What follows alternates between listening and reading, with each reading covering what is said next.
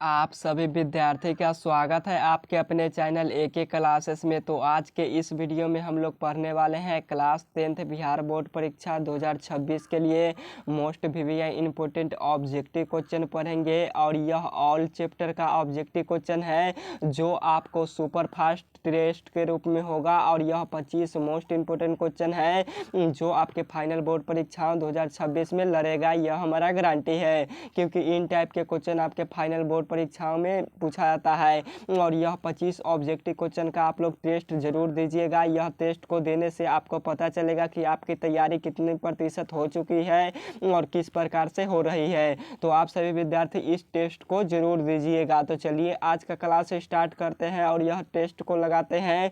उससे पहले आप सभी विद्यार्थी से एक रिक्वेस्ट है कि आप सभी विद्यार्थी इस चैनल को सब्सक्राइब कर लीजिए अगर चैनल पर नए आए हैं तो, और नोटिफिकेशन को भी ऑन कर लीजिएगा।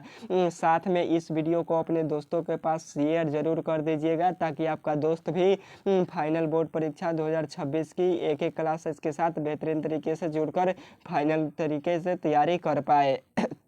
तो इस वीडियो को जरूर शेयर कर दीजिएगा। तो चलिए हम लोग फर्स्ट नंबर क्वेश्चन की तरफ चलते हैं और फर्स्ट नंबर क्वेश्चन के आप सभी विद्यार्थी आंसर दीजिए क्या होगा। क्वेश्चन पूछा है आपसे कि जलियांवाला बाग हत्याकांड कब हुआ था। बाबू क्वेश्चन इंपोर्टेंट है वीवीआई। तो जलियांवाला बाग हत्याकांड कब हुआ था, तो यह 13 अप्रैल 1919 ईस्वी को हुआ था।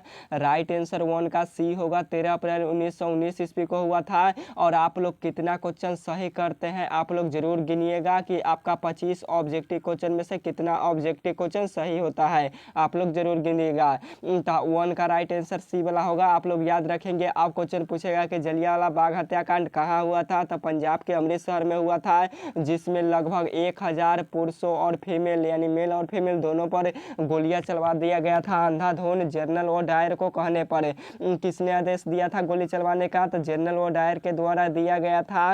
और क्वेश्चन पूछता है कि जलियांवाला बाग हत्याकांड की जांच के लिए सरकार ने कौन सा समिति का गठन किया, तो जलियांवाला बाग हत्याकांड की जांच के लिए सरकार ने हंटर समिति का गठन किया था। आप लोग ये भी क्वेश्चन याद रखिएगा बाबू, इंपोर्टेंट क्वेश्चन है, पूछता है। तो यह वाला क्वेश्चन आप लोग याद रखेंगे। अगला नंबर क्वेश्चन है कि पटना का इतिहास कितना वर्ष पुराना है, तो वहाँ पर फर्स्ट क्वेश्चन था सोशल साइंस का और यह संस्कृत का क्वेश्चन है। यानी एक क्वेश्चन आपका साइंस का मिलेगा, एक सोशल साइंस का, एक हिस्ट्री का, सभी का क्वेश्चन आपका फेट मिलेगा यानी ऑल सब्जेक्ट का।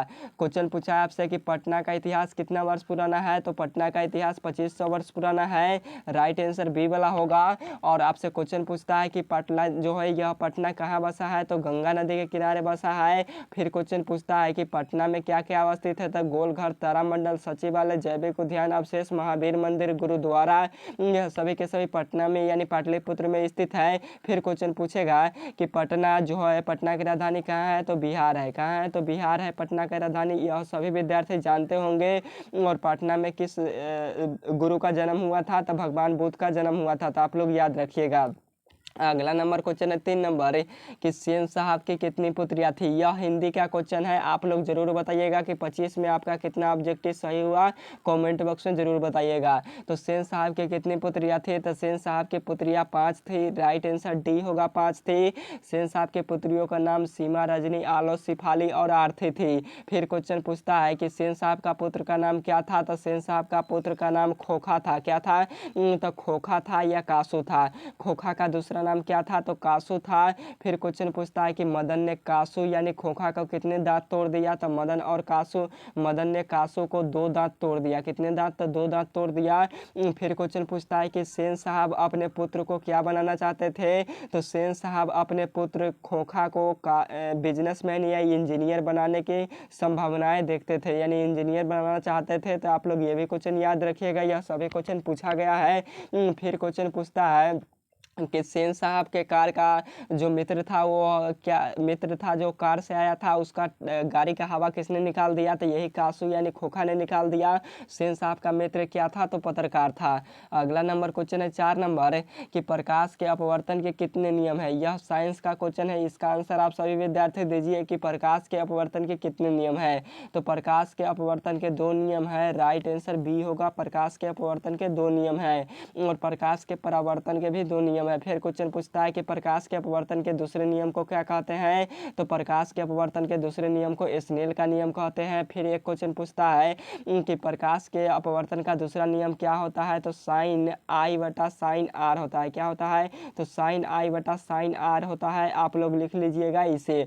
फिर क्वेश्चन पूछता है कि प्रकाश की चाल सबसे ज़्यादा कहाँ होती है, तो प्रकाश की चाल सबसे ज़्यादा निर्वात में होता है। कहाँ होता है, तो निर्वात में प्रकाश की चाल सबसे ज़्यादा होता है। और सबसे कम प्रकाश की चाल कहाँ होता है, तो सबसे कम प्रकाश की चाल कांच में होता है। ये भी क्वेश्चन याद रखिएगा। प्रकाश की चाल निर्वात में कितना होता है, तो 3 × 10⁸ मीटर प्रति सेकेंड होता है, यानी 3 लाख किलोमीटर पर सेकेंड होता है। फिर क्वेश्चन पूछता है कि प्रकाश कैसे गमन करता है, तो प्रकाश हमेशा सीधी रेखा में गमन करता है। ये भी क्वेश्चन याद रखिएगा। प्रकाश की चाल सबसे पहले किसने ज्ञात किया था, तो रोमर नामक एक वैज्ञानिक था जिन्होंने ज्ञात किया था। तो इतना क्वेश्चन आपको याद रखना है। अगला नंबर क्वेश्चन है 5 नंबर। 5 नंबर क्वेश्चन में यहाँ से पूछा गया है, थोड़ा सा क्वेश्चन लंबा है, छोटा इसे कर लेते हैं। क्वेश्चन आपको दिया है कि दो संख्याओं का गुणनफल दिया है आपको 8670, यानी 8670, यानी आप लोग कह सकते हैं 8670 आपको दिया है दो संख्याओं का गुणनफल। और आपका इसका मासा कितना दिया है, तो 17 दिया है। तो आपसे पूछा है कि लसा बताइए। तो दो संख्याओं का गुणनफल हमें दिया है 8670 और मासा भी दिया है 17। तो आपसे लसा पूछा है, तो आपको जब भी इन टाइप के क्वेश्चन दिखे तो आपको कुछ भी नहीं करना है।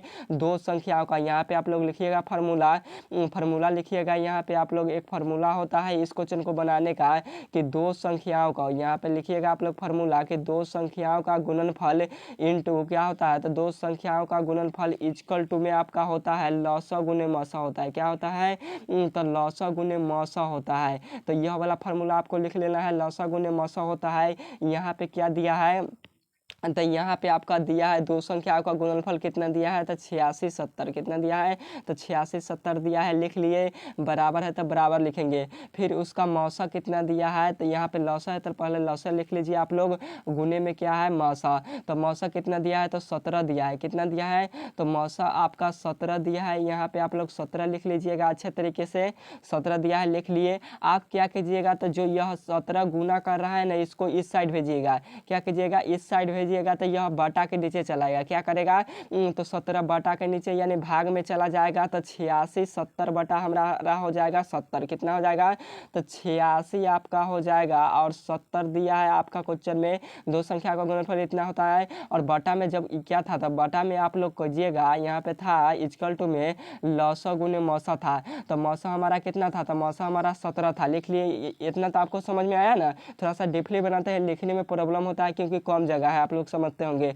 इसको जब बटा में भेजिएगा तो यह 17 इस साइड चलाएगा। क्या होगा, तो 17 आपका इस साइड चलाएगा। जब इसको कटाइएगा तो 17 पचे 85, 5 एक बचा 170 हो गया। 17 दहिया 170, यानी एक बार में कटेगा। और 17 एकम 17 और 0 है तो 0, यानी 510 आपका राइट आंसर हो जाएगा। क्या हो जाएगा, तो 510 राइट आपका आंसर हो जाएगा। तो आपका राइट आंसर हो जाएगा डी वाला। कौन सा ऑप्शन आपका हो जाएगा, तो आपका राइट आंसर डी वाला हो जाएगा। आप लोग याद रखिएगा 5 का। अगला नंबर क्वेश्चन है, यहाँ पे क्वेश्चन पूछा है 6 नंबर में कि रंपा विद्रोह कब हुआ था। तो रंपा विद्रोह कब हुआ था, तो यह 1916 ईस्वी में हुआ था। राइट आंसर आपका ए वाला हो जाएगा। फिर क्वेश्चन पूछता है कि लखनऊ समझौता कब हुआ था, तो लखनऊ समझौता भी 1916 ईस्वी को हुआ था, 5 मई 1916 ईस्वी को। तो यह दोनों क्वेश्चन क्या करना है, आपको याद रख लेना है और कमेंट बॉक्स में ज़रूर बताना है कि कितना क्वेश्चन आपका सही हुआ। और आप सभी विद्यार्थी इस वीडियो को लाइक ज़रूर कीजिएगा। 7 नंबर क्वेश्चन में पूछा है कि आर्य समाज की स्थापना किस नगर में हुआ था।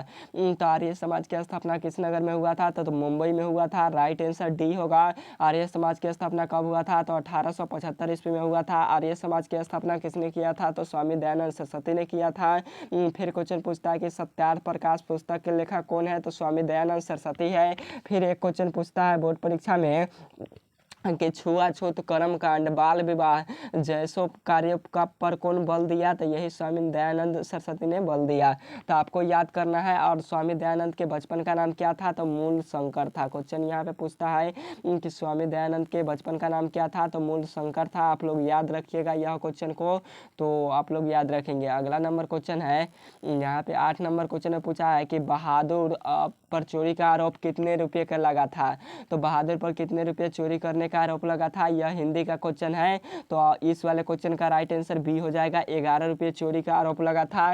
फिर क्वेश्चन पूछेगा कि बहादुर कहाँ से भाग कर आया था, तो बहादुर नेपाल से भाग कर आया था। बहादुर अपने घर से चलते समय कितनी राशियाँ यानी रुपया लेकर आया था, तो बहादुर अपने घर से चलते समय 2 रुपया लेकर आया था। फिर क्वेश्चन पूछेगा कि लेखक बहादुर को लेखक के घर किसने लाया, तो लेखक का साला ने लाया। बहादुर के बचपन का नाम क्या था, तो दिल बहादुर था। क्या था, तो दिल बहादुर था। आपको याद रख लेना है बाबू, यह क्वेश्चन इंपॉर्टेंट है, लिखने में थोड़ा प्रॉब्लम होता है। और फिर क्वेश्चन पूछता है आपसे बोर्ड परीक्षा में कि जो लेखक की पत्नी का नाम क्या था, तो निर्मला था। और निर्मला को बहादुर निर्मला को किस तरह से देखता था, तो अपनी माँ के रूप में देखता था, यानी माँ की तरह देखता था। और निर्मला बहादुर को पीटती थी। बहादुर ने क्या किया था, तो एक बार भैंस को मारा था।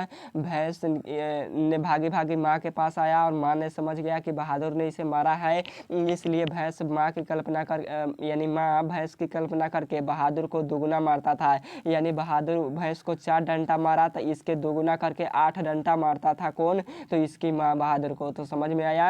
यह क्वेश्चन सभी इंपॉर्टेंट है बाबू, आपको याद रख लेना है। 9 नंबर क्वेश्चन है कि आवेश का एसआई मात्रक क्या होता है, तो आवेश का एसआई मात्रक होता है, क्या होता है, तो कूलम होता है। राइट आंसर आपका डी वाला हो जाएगा। और वोल्ट विद्युत विभवांतर और विद्युत विभव दोनों का एसआई मात्रक होता है। ओम प्रतिरोध का एसआई मात्रक होता है। जूल ऊष्मा और ऊर्जा का एसआई मात्रक होता है। तो यह सभी आपको क्वेश्चन याद रखना है। और एसआई पद्धति कब आया था, तो आपको ये भी क्वेश्चन कमेंट बॉक्स में बता देना है। अगला नंबर क्वेश्चन है 10 नंबर कि निम्नलिखित में कौन अभाज्य संख्या है। यह गणित का क्वेश्चन है। तो निम्नलिखित में कौन अभाज्य संख्या है, तो अभाज्य संख्या वो होता है जो किसी संख्या से नहीं कटता है। तो 6 हमारा कट जाता है, 12 भी हमारा कट जाता है और 21 भी हमारा कटता है, परंतु आपका 29 जो है वह नहीं करता है, इसलिए 10 का राइट आंसर सी हो जाएगा आपका 29। अगला नंबर क्वेश्चन है 11 नंबर के गेहूं का उत्पादक राज्य है कौन है। तो गेहूं का सर्वाधिक उत्पादन किस राज्य में होता है, तो उत्तर प्रदेश में होता है। कहाँ होता है, तो उत्तर प्रदेश में होता है। राइट आंसर बी होगा, उत्तर प्रदेश उत्तर में होता है, आप लोग याद रखिएगा। अगला नंबर क्वेश्चन है 12 नंबर कि दधे जी के अस्थियों से क्या बनाया गया था।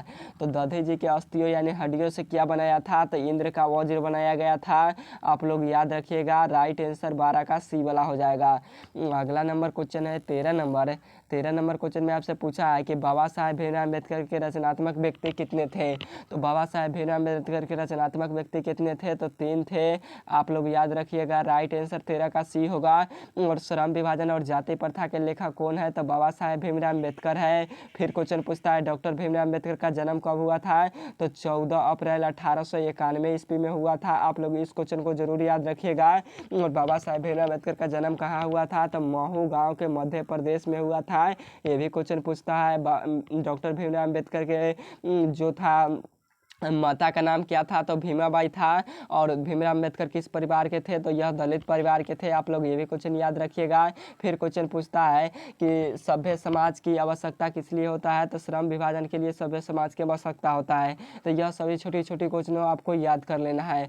14 नंबर क्वेश्चन में पूछा है कि जीव विज्ञान का पिता किसे कहते हैं। तो जीव विज्ञान का पिता किसे कहते हैं, तो किसे कहते हैं, तो अरस्तु को कहते हैं। राइट आंसर 14 का आपका बी वाला हो जाएगा। अरस्तु को, हेरोडोटस को इतिहास का पिता याद रखिएगा। क्वेश्चन पूछता है कि इतिहास का पिता किसे कहते हैं, तो हेरोडोटस को कहते हैं।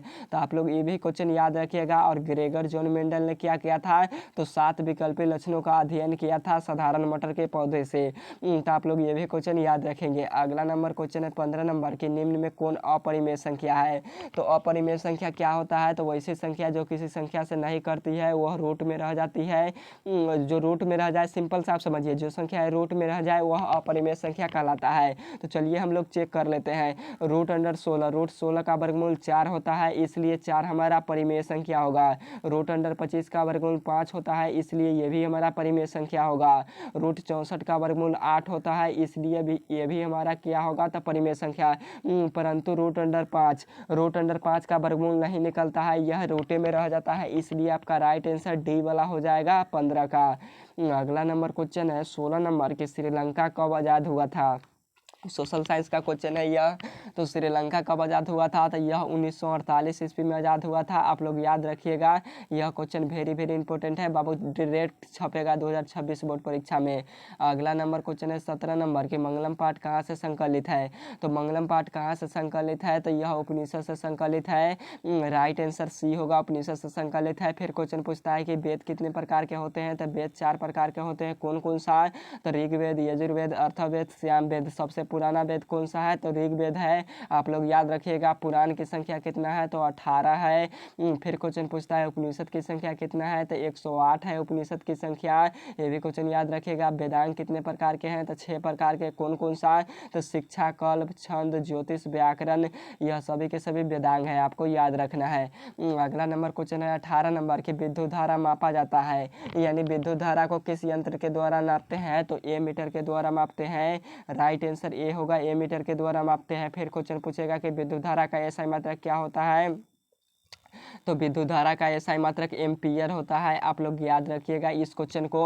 और क्वेश्चन पूछता है कि विद्युत विभवांतर और विद्युत विभव को किसके द्वारा मापा जाता है? तो विद्युत विभव और विद्युत विभवांतर को हम लोग किसके द्वारा मापते हैं? तो वोल्ट मीटर के द्वारा मापते हैं। तो ये भी क्वेश्चन सभी आपको याद रखना है।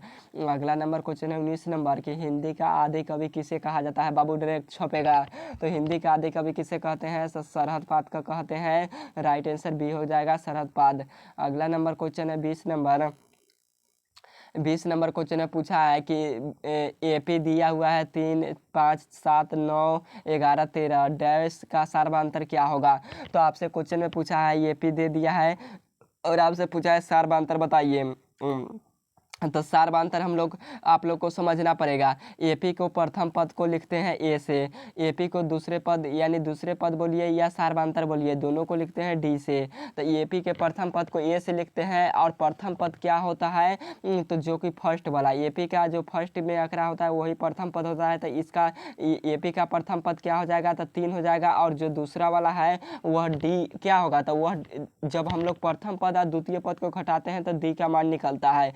तो यहाँ पे प्रथम पद हमें पता चल गया कि 3 है, दूसरा पद हमें पता चल गया कि 5 है, इसी प्रकार तीसरा पद 7 है, इसी प्रकार चौथा पद 9 है, इसी प्रकार पांचवा पद 11 है। तो इतना तो समझ में आया ना आपको। अब आपको कुछ भी नहीं करना है। अब आपको समझना है यहाँ पे कि सार्वधातुक जब भी बोले आपको निकालने के लिए, यानी डी इक्वल टू बोले आपको निकालने के लिए सार्वधातुक को डी से लिखते हैं। तो डी आपको जब भी बोले निकालने के लिए तो आपको दूसरा पद में से पहला पद को घटाना है। यहाँ पे फार्मूला लिख लीजिए, दूसरा पद माइनस आपको पहला पद, यानी दूसरा पद में से पहला पद घटाना है। तो दूसरा पद यहाँ क्या है? यहाँ पे आप लोग यहाँ पे दूसरा पद क्या है? यहाँ पे लिख लेते हैं डी इक्वल टू लिख लेते ताकि आपको समझ में आए। और दूसरा पद क्या है? तो दूसरा पद यहाँ पे 5 है। क्या है? तो 5 है। माइनस है तो माइनस। और पहला पद क्या है? आप पहला पद लेना है तो पहला पद क्या है? 3 है। जब आप लोग घटाइएगा, यहाँ पे आप लोग घटाइएगा, 5 में से 3 घटेगा तो कितना बचेगा? तो 2 बचेगा। तो 2 आपके किस ऑप्शन में है? तो बी वाले ऑप्शन में है। तो राइट आंसर आपका बी हो जाएगा 2। समझ में आया? अगर आपसे यही में क्वेश्चन पूछता कि प्रथम पद यानी ए का मान बताइए तो ए का मान 3 हो जाता है, क्योंकि 3 हमारा पहला पद है। समझ में आया? इसी प्रकार से बनता है। अगला नंबर क्वेश्चन है कि भारत छोड़ो आंदोलन कब हुआ था? तो भारत छोड़ो आंदोलन कब हुआ था? तो यह 1942 ईस्वी में हुआ था। किसने किया था? महात्मा गांधी ने किया था। और सहयोग आंदोलन कब हुआ था? तो 1920 ईस्वी में हुआ था। दांडी यात्रा कब हुआ था? तो 1930 ईस्वी में हुआ था। नमक सत्याग्रह आंदोलन कब हुआ था? 1930 ईस्वी में हुआ था। फिर क्वेश्चन पूछता है कि दांडी कहाँ है? तो गुजरात में है। फिर क्वेश्चन पूछता है कि सविनय अवज्ञा आंदोलन कब हुआ था? 1930 ईस्वी में हुआ था। बिहार से उड़ीसा अलग कब हुआ था? 1936 ईस्वी में हुआ था। यह सभी भी क्वेश्चन आपको याद कर लेना है। बिहार से झारखंड कब अलग हुआ? 15 नवंबर 2000 ईस्वी को अलग हुआ। यह सभी क्वेश्चन इंपॉर्टेंट है। बंगाल का विभाजन कब हुआ था? 1905 ईस्वी में हुआ था। तो यह भी आपको क्या करना है, क्वेश्चन आपको याद रखना है। 1905 में बंगाल का विभाजन हुआ था। और 1912 में क्या हुआ? तो बंगाल यानी पश्चिम बंगाल और बिहार अलग हो गया दोनों। तो आपको समझ में आया है? चलिए अगला नंबर क्वेश्चन देखते हैं। 22 नंबर क्वेश्चन है कि मंगलम पाठ में कुल कितने मंत्र है? संस्कृत का क्वेश्चन है। तो मंगलम पाठ में टोटल 5 मंत्र है। राइट आंसर सी होगा। और यह पांचों मंत्र किस रूप में है? तो पद के रूप में है। तो आपको याद कर लेना है। अगला नंबर क्वेश्चन है कि लेखक, यहाँ पे क्वेश्चन पूछा है कि लेखक अमरकांत का जन्म कब हुआ था? तो लेखक अमरकांत का जन्म कब हुआ था? तो यह 1925 ईस्वी में हुआ था। राइट आंसर डी वाला होगा। फिर क्वेश्चन पूछेगा कि बहादुर जो पाठ है, यानी बहादुर जो पाठ है उसको किसने लिखा है? तो अमरकांत ने लिखा है। तो ये भी क्वेश्चन आपको याद रखिएगा। अगला नंबर क्वेश्चन है 24 नंबर की 1 HP बराबर होता है। तो 1 HP बराबर क्या होता है? तो 746 वाट होता है। तो राइट आंसर आपका सी वाला हो जाए, सॉरी बी वाला हो जाएगा, 746 वाट, याद रखिएगा। अगला नंबर क्वेश्चन है 25 नंबर क्वेश्चन में आपसे पूछा गया है यहाँ पे कि 40 से 60 का वर्गची क्या होगा? यानी वर्गची का मतलब आप लोग समझे कि 40 से 60 यह वर्ग अंतराल दिया हुआ है और तब आपसे पूछा है वर्गची। तो जब भी आपको बोलेगा कि वर्गची बताइए, वर्ग अंतराल दिया रहे, तो आपको कुछ भी नहीं करना है, इन दोनों वर्ग अंतरालों को जोड़ देना है, बटा में 2 से भाग लगा देना है, आपका राइट आंसर निकल कर चलाएगा। तो चलिए हम लोग जोड़ते हैं। यहाँ पे एक आप लोग और समझिए, यहाँ पे जो पहला वाला होता है वर्ग अंतराल का, वह क्या होता है? तो निम्न सीमा होता है, और दूसरा वाला होता है उच्च सीमा। अगर हम इसमें पूछेंगे कि निम्न सीमा क्या है, या इसमें हम क्वेश्चन में पूछेंगे कि निम्न सीमा क्या है, तो आप लोग बताइएगा कि इसमें निम्न सीमा 40 है। फिर क्वेश्चन पूछेगा कि उच्च सीमा क्या है, तो उच्च सीमा इसमें क्या है? तो 60 है। तो यह समझ में आया, निम्न सीमा उच्च सीमा आपको समझ में आ गया ना? अच्छा, आपको क्या समझना है?